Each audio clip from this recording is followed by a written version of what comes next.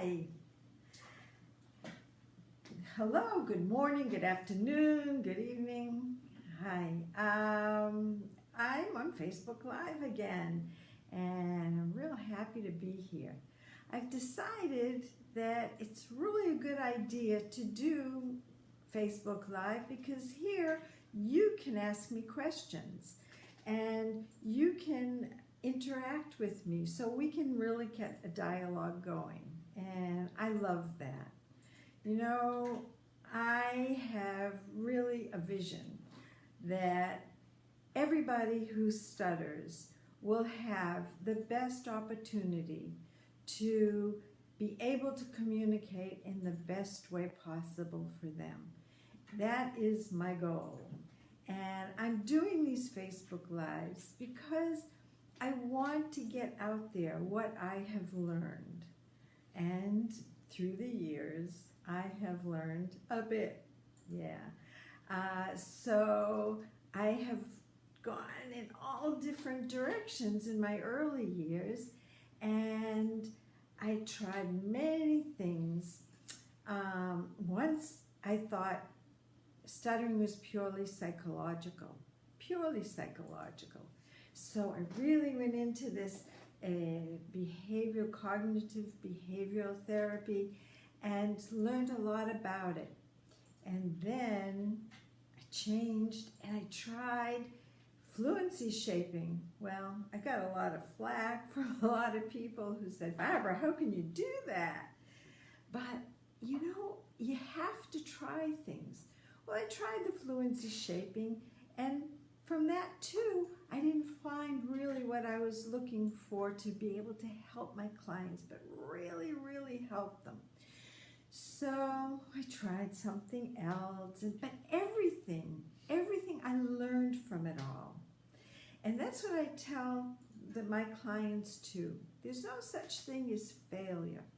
It's just learning. And if we learn from the mistakes we made, if we learn from what we've done, if we learn from every experience that we have, then we get to where we want to be. So I have learned a lot, and I don't want you to have to wait 30 years until you learn everything that I learned through really working with clients. And I gotta say, I'm kind of the renegade clinician, because my views are not really what you find all the time in the mainstream textbooks and clinical experiences. And that's why I have this topic today. And my topic today is acceptance or change. That's a really big, hot topic in the field of stuttering. And there are people who just say, it's cool to stutter. I'm gonna stutter. I stuttered all my life. And if you don't like it, too bad, I'm gonna continue to stutter. That is one way of looking at acceptance. And I'm not here to say what's right or what's wrong. I'm not here to judge anybody. And I think that we have to take into consideration people who feel that this is the best way to go. And for some, it truly is. Now, there are people on the other end of the polarity who feel that, no, I have to be fluent. If anybody knows I stutter, if I stutter in this conversation, I've done a terrible thing. I will not stutter. I have to find a way to be fluent, and I'll do anything in this world to be fluent. Again, I don't want to judge this. I don't want to say whether that's right or wrong. But what I'm here to say is this confusion and these polarities are making life difficult. Difficult for people who stutter, who don't know what to do, and those who believe that it's okay to stutter sometimes even feel guilt if in any conversation they have they are trying to speak fluently.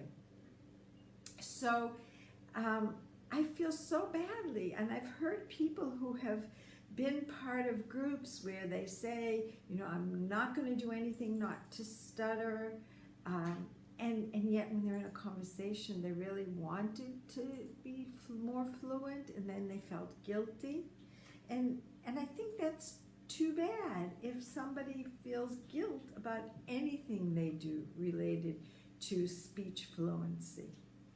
So I'm going to discuss this. I see there are some of you watching who are people, I think, maybe, I'm not sure if you're clinicians or if you study yourself. Rama, and hi there. It's this, oh yeah, the Stuttering Mind. Yes, I do go on that site, and very good. So, I think that this is really related to a lot of the things that you would find very interesting too. Because it's a problem for people who stutter. What they should do. Should they look for something that's going to make them fluent? Should they just accept? It's a problem for parents, because parents have a child who's beginning to stutter, and they don't know what to do. Should I take him to a clinician? The clinician will maybe teach him how to speak slowly, and I've read in various groups like I think it's Voices on Earth or Voice on Earth. I always get that confused. Or Holt's Facebook group, which is wonderful.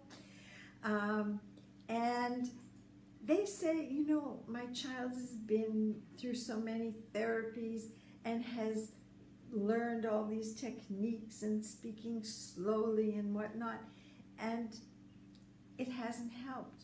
And then some parents just say, okay, I'm not going to go through the therapeutic route, and they let their child they accept that their child is stuttering. But then what happens, and I've seen this happen, is a year down the road when the child is still stuttering, they think maybe I made a mistake, because inside they really wanted the child to be fluent. So did they really accept it? So what is acceptance? Can you really accept it, or are you accepting it in order to change it?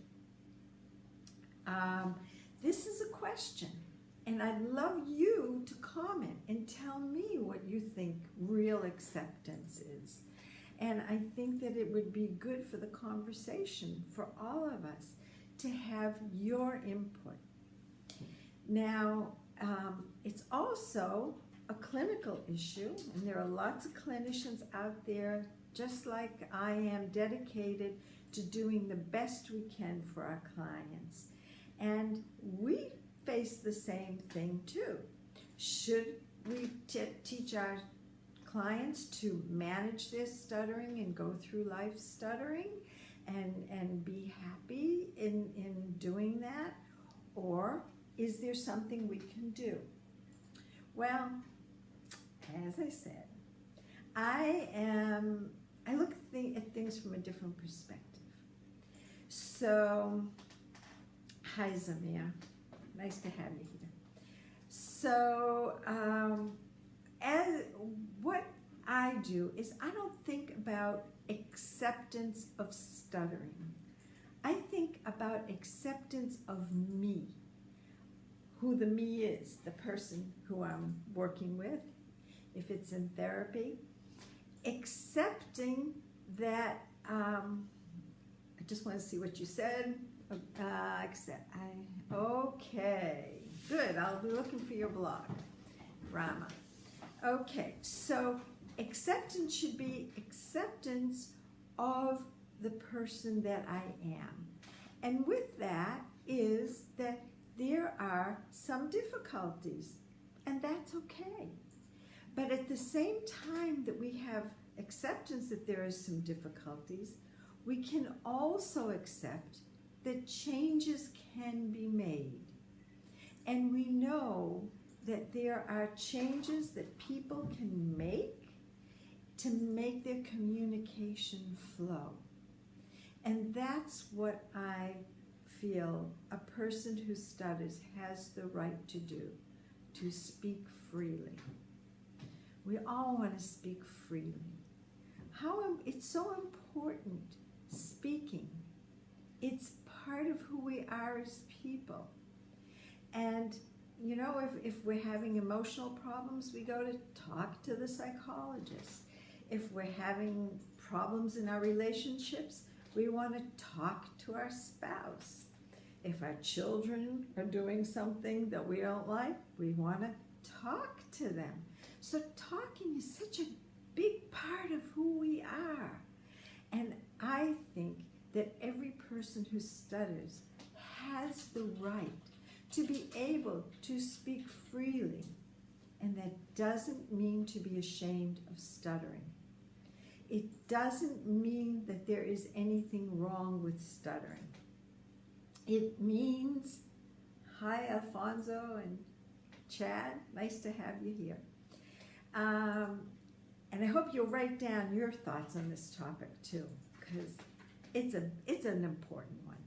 So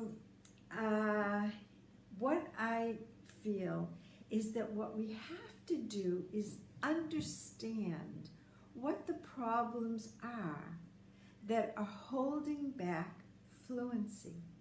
And I happen to know from all my work that I've done with people who stutter, I know that each person has within themselves all of the basic abilities for speaking naturally. What goes into speaking naturally? We have to have thoughts. Right now I'm thinking what I should be telling you. And hi Elizabeth. Okay. I guess we think alike a lot, wearing the same color. So, what was I saying? I got off my train of thought. Yeah, thought is really important. So you all know how to think, and you all think. Okay, the other thing is we have to make language. So, are you all, everyone out there who stutters, are you capable of developing your language automatically? Because that's what goes into speaking fluently. And if you don't develop your language automatically, you might not stutter all the time, but you're not really using the same natural processes. And I have found that everybody who is, hi Nathan, everybody who stutters is capable of thinking without scanning ahead, without knowing what the words are or the speech sounds are when you're speaking, capable of doing this. So, what else do you need? You need to have a voice. And everybody is capable of having a voice. It's even known that most people, not everybody, but most people who stutter don't stutter when they sing. And everybody who I have met who stutters is capable of making a normal, natural voice that allows for normal mood and intonation, the normal pattern of speech. And articulation. Well, articulation, there are some children who have some difficulties with articulating, and that takes time, and you have to maybe learn in a good way how to articulate automatically. But most adults, unless there's another problem like apraxia or something, the mouth can move automatically. And this is part of what speaking is. So you have all the basics, but what happens is that You're not using all your basics together simultaneously in the normal, natural way, maybe because of emotional interference, beliefs that are interfering, the intent that you have when you're speaking is interfering. And all these things do have a real problem when we go to speak. So it's certainly what we're thinking, what we're feeling, has an impact on how our speaking system works. So if we don't think about, should I accept my stuttering or should I try to be fluent? And we just think of ourselves as people who have a system. Sometimes we think things that are not beneficial for us. Sometimes we get stuck in past thoughts or past experiences. They become so locked inside of us that whenever similar circumstances happen, we behave the way we happened then. We can move out of that. It's possible. So instead of being locked into, I gotta stutter or I have to be fluent, how about just looking that we're people, each of us, those who speak with more fluency or less fluency, we're just people, and we have a system. And we want that system to work in the best way possible. Hi, Mary.